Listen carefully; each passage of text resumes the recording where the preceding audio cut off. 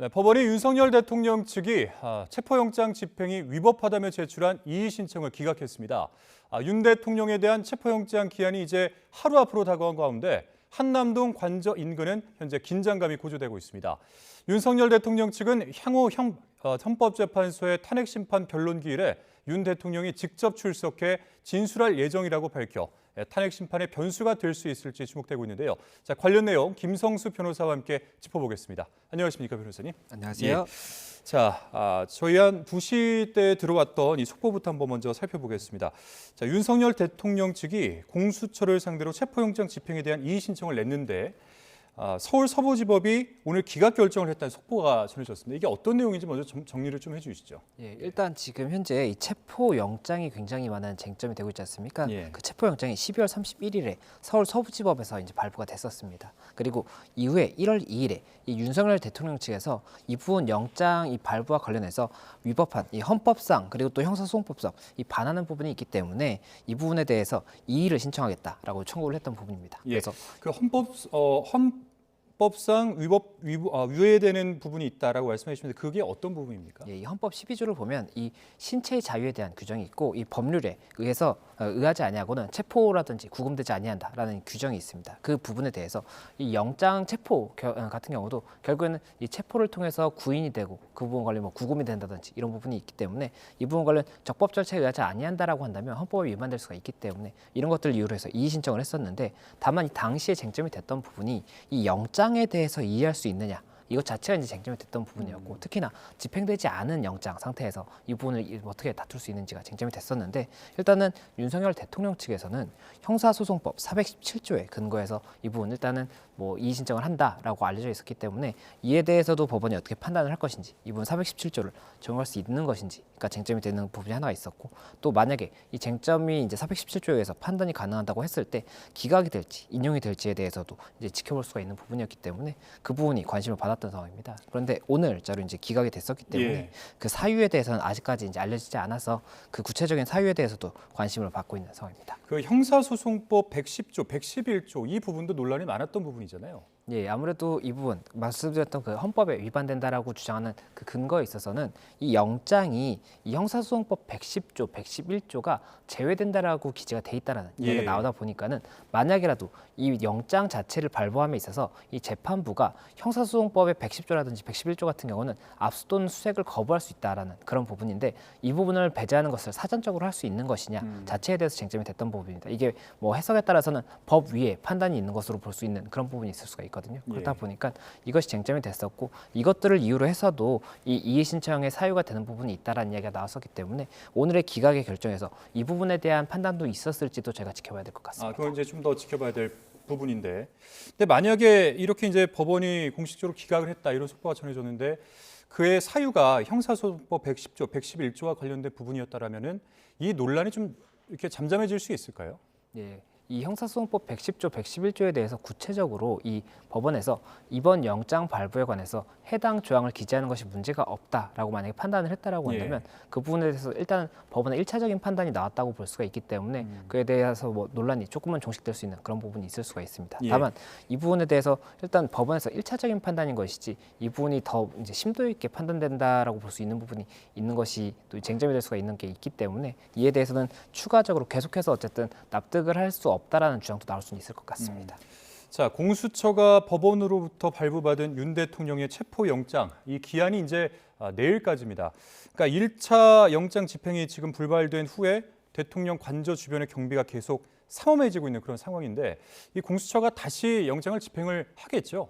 예, 아무래도 공수처가 한 번은 더 영장 집행을 하지 않겠느냐라는 관측이 우세했습니다. 그리고 아무래도 시점을 봤을 때 이 6일이 마지막 날이고 그때가 가장 방비가 이제 굉장히 좀 중하게 돼 있을 가능성이 높기 때문에 아무래도 오늘 하지 않겠느냐라는 관측이 나왔던 부분이고 오전에 지난번에도 진행을 했었기 때문에 이번의 경우에도 오전에 시작하지 않겠느냐라는 이야기가 나왔었던 부분인데 결국에 오늘 오전에는 아무런 움직임이 없었습니다. 그렇다 보니까 공수처에서 그러면 내일 만약에 집행을 시도할 것이냐 아니면은 체포영장을 재청구해서 이 새로운 기한을 근거로 해서 다시 뭘 시도를 할 것이냐 그렇지 않다라고 한다면 뭐 구속영장이라든지 다른 절차를 진행할 것이냐 여러 가지 가능성이 있다 보니까는 이에 대해서도 일단 공수처가 어떠한 고심을 하고 있는지가 관심을 받고 있는 상황입니다. 예, 그러니까 뭐 1차 집행 때 보면은 뭐 일부 몸싸움도 있었다 이런 소식도 전해졌는데 이번 이제 다시 재차 집행하게 된다면은 좀 더 격해지는 대치가 좀 격해지는 그런 모습을 저희가 좀 예상해 볼 수 있을까요?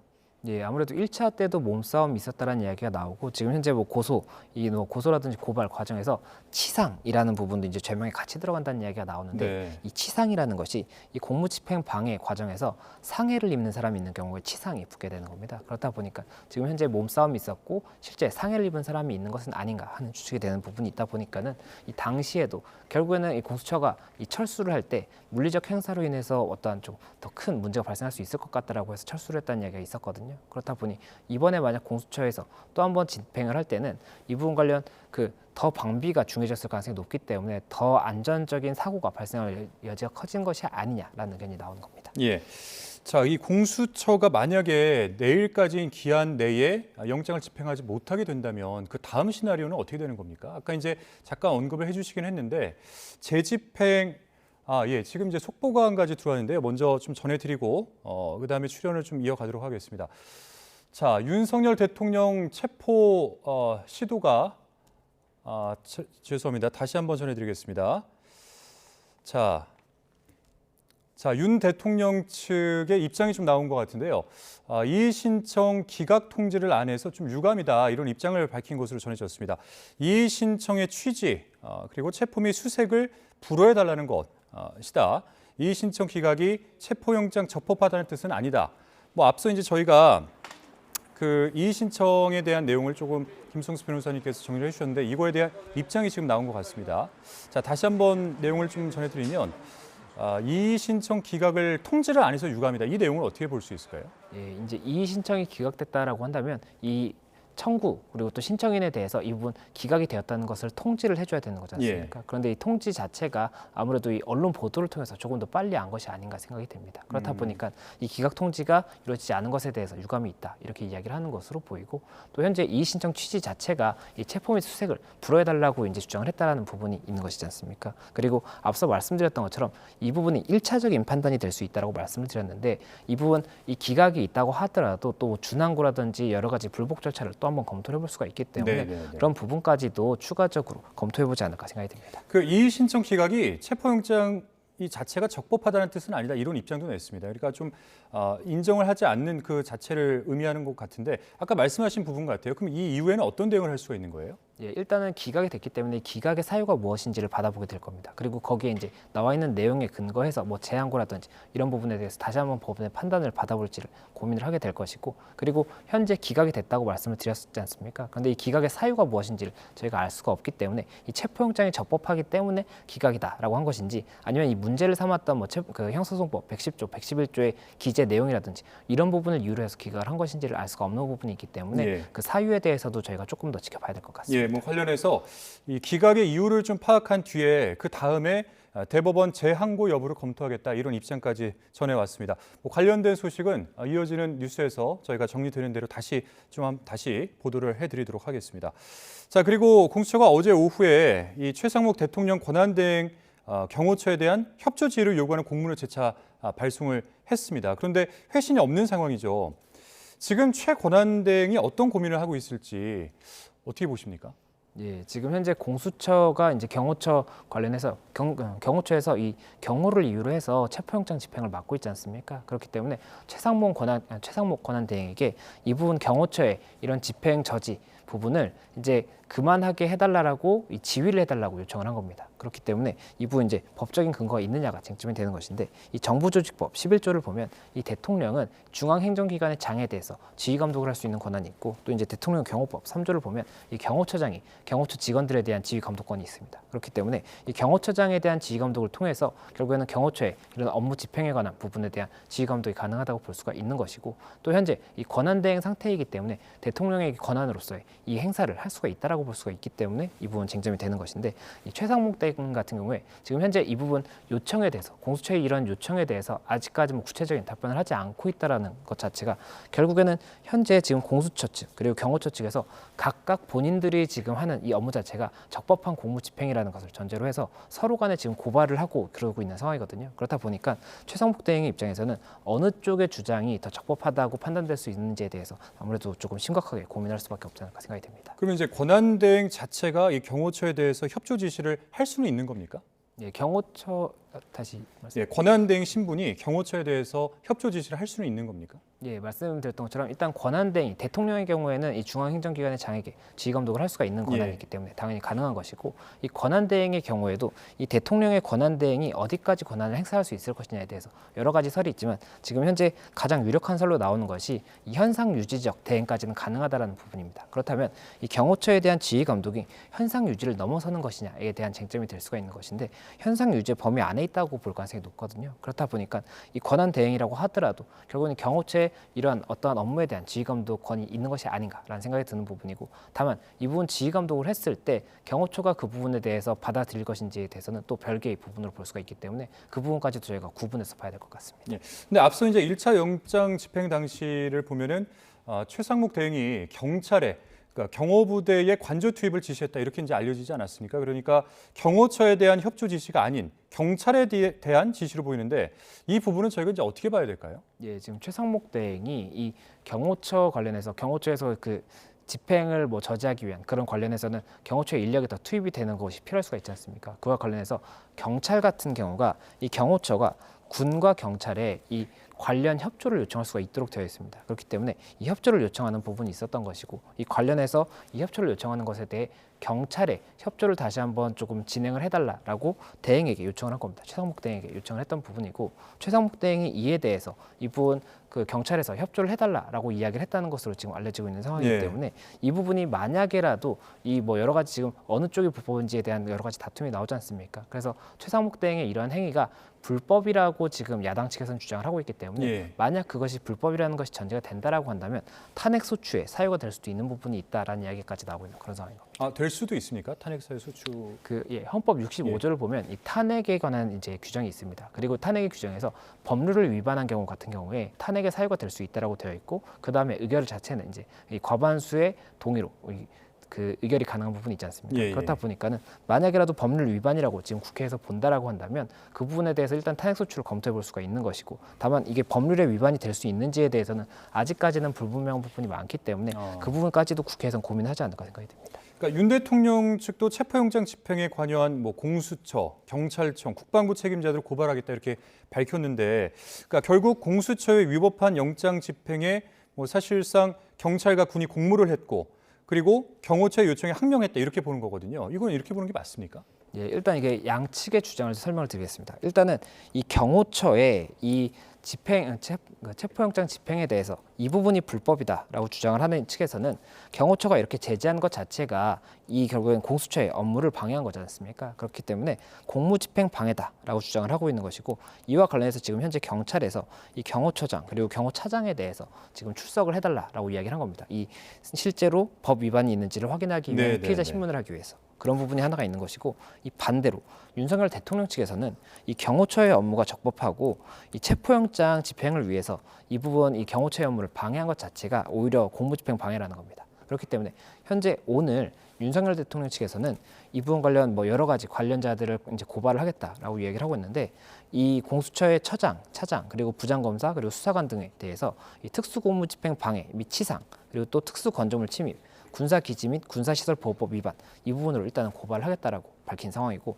또 이 당시에 말씀드렸던 것처럼 이 경호처에서는 경호처 내부에 그 관련 뭐 부대라든지 경찰이 이 업무를 하는 그런 부분이 있습니다. 그런데 그런 부분에 관해서 지금 업무 지시를 따르지 않았다는 이야기가 나오고 있거든요. 그래서 네. 이렇게 지시를 따르지 않았다라고 한다면 이에 대해서는 항명이라든지 직무유기 또 직권남용 권리행사 방해가 성립될 수가 있기 때문에 이 부분 고발을 지금 할 예정이다라고 알려져 있어서 이 양측의 주장이 각각 이 경호처는 경호처의 업무가 적법한 공무집행이다라고 주장을 하고 있고 또 반대로 공수처에서는 공수처의 업무가 적법한 공무 집행이다라고 주장을 하고 있기 때문에 어느 쪽의 주장이 더 맞는지에 대해서 결국에는 이 사건이 수사가 진행이 되고 나면 법원에서 판단을 받게 될 것이고 예. 이 확정 판결을 통해서 어느 쪽의 주장이 더 적법했는지는 판단이 되지 않을까 생각이 듭니다. 예. 자, 그리고 이제 앞서 저희가 리포트에서도 전해드렸는데 경찰 비상겸 특별수사단이 대통령실 경호처장과 경호처 차장에 이어서 경호처 간부 2명을 추가로 입건해서 경호처 4명이 이제 수사를 받게 된 그런 상황입니다. 그런데 앞서 이 경찰의 출석 요구를 받았던 경호처의 책임자들 어떻게 입장을 밝혔냐면 자리를 비울 수 없다. 그래서 이제 출석을 거부하겠다 이런 입장을 밝힌 거거든요. 이제 이런 이유로서 출석을 거부할 수 있는 겁니까? 예, 일단은 체포 관련해서 그 영장이 이제 발부될 수 있는 것이냐가 이제 향후에 쟁점이 될 겁니다. 만약에 이 적법한 정당한 사유 없이 이 부분 출석을 하지 않았거나 출석을 하지 않을 우려가 있다라고 한다면 체포영장 발부를 검토할 수가 있기 때문에 결국에 이 부분 내가 지금 당장 이 6일까지의 영장 집행과 관련해서 급박한 상황이 있다라고 이야기를 해서 출석을 하지 않는다라고 한다면 이 부분에 대해서 법원에 체포영장 발부를 신청을 했을 때 이 법원에서 이 부분이 정당한 사유로 볼 수 있는지가 쟁점이 될 것이고 예. 그런 상황이기 때문에 지금 일단 공수처 측이나 경찰 측에서는 이 부분 일단 6일까지 그러면 영장 시한이기 때문에 7일에 출석해달라고 이야기를 하고 있는 거거든요. 그렇다 보면 7일에 출석을 할 것인지 그리고 출석을 하지 않는다라고 한다면 그때는 어떠한 사유를 이유로 할 것인지에 따라서 결국에는 향후 변경 사항이 굉장히 많을 수가 있을 것 같습니다. 근데 공무집행 방해와 특수 공무집행 방해는 또 다른 거잖아요. 이게 어떻게 다른 거예요? 예, 이 공무집행 방해 같은 경우에 일단 공무를 집행하는 이 공무원에 대한 이런 부분에 대해서 폭행이나 협박을 통해서 방해하는 경우에 이 처벌이 되는 겁니다. 이 형법 136조에 명시가 되어 있습니다. 그리고 특수 공무 방해 같은 경우에는 이런 공무집행 방해를 단체 또는 다중의 위력을 통해서 아니면 위험한 물건을 통해서 하는 경우에 특수 공무 방해가 성립이 되는 것이고 이 공무집행 방해 처벌에서 2분의 1까지 가중이 되는 부분이 있습니다. 그리고 만약에라도 특수 공무 방해 행위에서 치상, 그러니까 상해가 발생을 하게 된다면 유기징역 3년 이상의 굉장히 중형의 처벌까지도 가능하거든요. 그렇다 보니까 현재 특수 공무 방해로 일단은 양측 다 주장을 하고 있기 때문에 이와 관련해서도 여러 가지 쟁점이 될 수가 있습니다. 그러니까 단체 또는 다중의 위력을 보이면 이런 경우에는 특수공무집행 방해가 되고 그럴 경우에는 공무집행 방해보다 더 가중된다 처벌이 그렇게 정리를 해주셨습니다. 이런 상황에서 이제 공수처가 다양한 대응책을 고심 중인 것으로 알려지고 있는데 체포영장 재집행이 아닌 뭐 구속영장 청구로 넘어갈 수도 있다 이런 얘기가 나오더라고요. 이런 건 어떤 경우에 이렇게 되는 거예요? 예, 일단 체포영장을 만약에 다시 청구를 해서 체포영장의 시한이 이제 다시 새로 생긴다고 하더라도 결국에는 현재의 상황과 동일하다라고 한다면 결국 집행을 할 수가 없을 것이고 그렇게 되면은 이 수사 기간만 계속해서 지연이 되는 그런 상황이 발생할 겁니다. 그렇다 보면 공수처에서는 다른 카드로 무엇이 있을까를 검토를 해볼 수밖에 없는 상황이고 예. 그것이 아마 가장 이제 주요하게 생각할 수 있는 것이 구속영장 청구라고 볼 수가 있거든요. 그러면 구속영장 청구 같은 경우에는 체포영장과 다르게 체포영장은 이제 형식적으로 죄를 범할 만한 상당한 의심이 있는지 그리고 이 정당한 사유 없이 출석을 불응하거나 불응할 우려가 있는지 이 부분을 보는 것인데 이 구속 같은 경우에는 구속영장 같은 경우에는 이 죄를 범하였다고 의심할 만한 상당한 이유에 대해서 조금 더 중하게 이 부분 이제 사유에 의심이 있어야 되는 부분이 있고 또 한 가지가 도주의 우려라든지 증거인멸의 우려가 있어야 되는 겁니다. 그렇다 보니까 이 요건 자체가 다르다고 볼 수가 있는 부분이 있고 또 이제 죄를 범하였다고 의심할 만한 상당한 이유에 대해서 법원을 더 많이 설득을 해야 되는 부분이 있기 때문에 이것이 이제 차이가 있다고 볼 수가 있고 근데 또 다른 차이점이 구속영장 같은 경우에는 체포영장과 다르게 이 법원에 당사자가 출석을 해서 이 부분 그 의견을 개진할 수 있는 그런 절차가 있습니다. 그렇다 보니까 만약이라도 구속영장 청구가 이제 이뤄진다라고 한다면 영장 심사 기일이 열릴 것이고 이 기일을 통해서 만약이라도 이 윤석열 대통령 측에서 이 사건과 관련해서 아직까지 구체적으로 이 법률 문서를 제출한 적은 없다라고 볼 수가 있거든요. 이 답변서, 뭐 헌재에서의 답변서 이런 부분에 대해서는 쟁점이라든지 이런 이제 포괄적인 부분이었다고 한다면 이 구속영장에 대한 부분을 방어하기 위해서는 굉장히 조금 더 사실관계에 대한 디테일한 부분을 답변을 해야 될 수가 있기 때문에 그런 부분을 통해서 조금 더 사실관계를 확보하고자 하는 그런 노력은 할 수가 있을 것 같습니다. 예, 뭐 그래서 그런지 윤석열 대통령 변호인단도 피의자 신문에 응할 생각이 있다. 만약에 구속영장이 발부가 된다면 그런 입장을 밝히기도 했는데, 근데 만약에 이제 구속영장이 청구가 된다면 법원이 발부를 해야 되는 그런 문제가 남지 않습니까? 근데 뭐 모두가 원한다고 해서 법원이 발부를 해야만 하는 것은 아니니까요. 근데 이런 상황을 저희가 이제 정황들을 종합했을 때 발부 또는 기각 어느 쪽에 좀 무게를 실어놓고 볼 수 있을까요? 예, 일단 발부 여부에 대해서는 결국에는 이 수사기관에서 어디까지 죄를 범하였다고 의심할 만한 사유를 소명할 수 있는지 이 부분이 이제 첫째 쟁점이 될 것으로 보이고, 또 한 가지가 도주 또는 증거인멸의 우려가 있다는 것도 최대한 법원을 설득해야 되는 겁니다. 그렇기 때문에 그런 부분까지도 어떤 방식으로 이 부분 뭐 증명이라든지 소명을 할 수 있는지 그런 것들이 이제 쟁점이 될 것입니다. 그리고 이 당시에 결국에는 출석을 하고 그에 대해서 뭐 법원에서 의견을 개진한다라고 한다면 그때 당시에 어떤 주장을 또 이제 지금 윤석열 대통령 측에서는 지금 현재 뭐 이제 수사기관에서 주장하고 있는 사실관계 자체가 다 없다라고 부인을 하고 있는 상황이기 예. 때문에 그것 자체에 대해서 또 이제 없다는 것을 증명할 만한 여러 가지 증거를 제시를 하겠죠. 그러면 이에 대해서 법원에서 결국에는 어느 쪽의 판단이 더 유리한 더 설득력이 있는가를 기준으로 해서 발부 여부를 결정하지 않을까 생각이 듭니다. 예, 그리고 뭐 대통령 탄핵 심판을 둘러싸고 이 소추인단과 윤 대통령 측의 치열한 공방이 또 계속 이어지고 있는 그런 상황인데, 윤 대통령 측에서는 자, 오늘 적정한 변론기일에 대통령이 직접 출석하겠다 이런 의견을 밝히기도 했습니다. 이 직접 출석에 대해서 어떤 배경이 있다고 보세요? 예, 이게 현재까지는 변론 준비 기일이었고 이제 다음 기일 14일부터는 변론 기일입니다. 이 변론 기일 같은 경우에는 당사자가 출석하는 것이 원칙입니다. 그리고 출석하지 않는 경우에는 그 다음 기일부터 불출석 상태로 진행을 할 수가 있는 것인데, 지금 출석할 수 있다 아니다가 굉장히 조금 여러 가지 의견이 나왔던 상황인데, 지금 적정한 기일에 출석하겠다라고 이야기를 하고 있다 보니까는 지금 현재에서 탄핵 심판 변론 기일로 14일, 16일, 21일, 23일 그리고 또 다음 달 4일까지 예. 5회를 지정을 한 상황이거든요. 그렇다 보니까 이 첫 번째 기일보다는 아무래도 어느 정도 조금 사건의 진행이 있은 다음에 윤석열 대통령이 직접 이제 헌재 출석을 해서 이 사건과 관련해서 적극적인 의견을 개진하지 않겠나라는 이야기가 나오는 것이고, 이 윤석열 대통령이 직접 출석해서 의견을 개진하는 것 자체가 현재 지금 윤석열 대통령 측에서는 수사를 지연한다든지 탄핵 심판에 굉장히 조금 불성실하게 임하고 있다는 그런 의혹을 받고 있기 때문에 그 부분과 관련해서도 여러 가지로 조금 의혹을 불식시킬 수 있는 방법이라고 생각하는 것이 아닌가 생각이 됩니다. 그러니까요. 그러니까 5회에 걸쳐서 헌재가 기일을 미리 지정을 했다라는 그 자체가 윤 대통령의 불출석을 좀 어느 정도 이 가능성을 고려했다라고 볼 수 있는 것인데, 그러면은 이 5회 중에 과연 언제 정도 나올 것인가 저희가 좀 예상해 볼 수 있을까요? 개인적인 예상으로는 아마 첫 기일보다는 한 세 번째 기일 정도 이후에 나올 가능성이 높지 않을까 이유는 생각이 왜 듭니다. 그런가요? 그 이유는 이 변론 기일에서 지금 현재 변론 준비 기일에서도 이 사실관계나 이런 부분에 대해서 아직까지 구체적인 답변을 하지 못한 상황이었고, 이 첫 번째 기일에서도 굉장히 구체적인 답변을 하지 못할 가능성이 높은데 예. 이 구체적인 답변을 하지 못하는 상황에서 윤석열 대통령이 출석을 하는 것보다는 구체적인 답변이 어느 정도 정리된 다음에 출석을 하는 것이 유리할 것이라고 보이고, 그것이 두 번째 기일보다는 세 번째 이후 정도에 아무래도 정리가 더 되지 않겠나라고 개인적으로 생각은 하고 있습니다. 네. 자, 그리고 지금 또 하나 논란이 되고 있는 것이 국회 탄핵소추단이 윤석열 대통령 그 탄핵소추안에서 내란 혐의를 제외한 부분입니다. 그러니까 형법 위반 여부를 다투지 않고 헌법 위반 여부만 결정하겠다. 뭐 이런 의미로 봐야 될까요? 이제 어떤 의미가 있을까요? 예, 이게 이제 쟁점이 될 수가 있는 것이 탄핵소추 의결서가 있습니다. 이 의결서에는 이 각각의 행위가 어떠한 뭐 법률 위반이라든지 어떠한 헌법에 위반되는 행위다라는 것을 이제 정리를 하고, 이러한 위반 행위 자체가 결국에는 파면에 이를 정도의 중대한 행위다. 이것을 이제 정리하는 그런 내용이 기재가 되어 있는 겁니다. 그런데 지금 그 국회 측, 이 소추 청구인 측에서는 이 부분 관련해서 이 내란죄 같은 경우에는 형법상의 법률 위반 부분을 이제 쟁점으로 두는 것인데, 예. 내란죄에 대한 증명을 하기 위해서는 굉장히 많은 사실관계를 증명을 해야 되고, 이걸 위해서는 결국에는 탄핵 심판의 기일이 굉장히 늘어날 수밖에 없습니다. 이 증인 신문을 굉장히 많이 해야 되기 때문에. 그렇다 보니까는 이 사실상 이 내란죄에 대해서는 처리하겠다 이렇게 의견을 밝힌 상황이어서 헌재에서 이 부분 관련해서 이 내란죄를 사실상 처리하는 이 부분과 관련 어떻게 볼 수 있는지가 쟁점이 될 수가 있는 것이고, 예. 예. 그러다 보니까 이제 사실상 속도전을 위한 포석이 아니냐 뭐 이런 해석들이 나오고 있는데, 그렇다면 이제 국민의힘에서는 탄핵소추안이 달라졌으면 이거 이제 다시 국회로 가져와서 의결해야 되는 거 아니냐 이런 주장을 하고 있거든요. 여기에 대해서는 어떻게 생각하세요?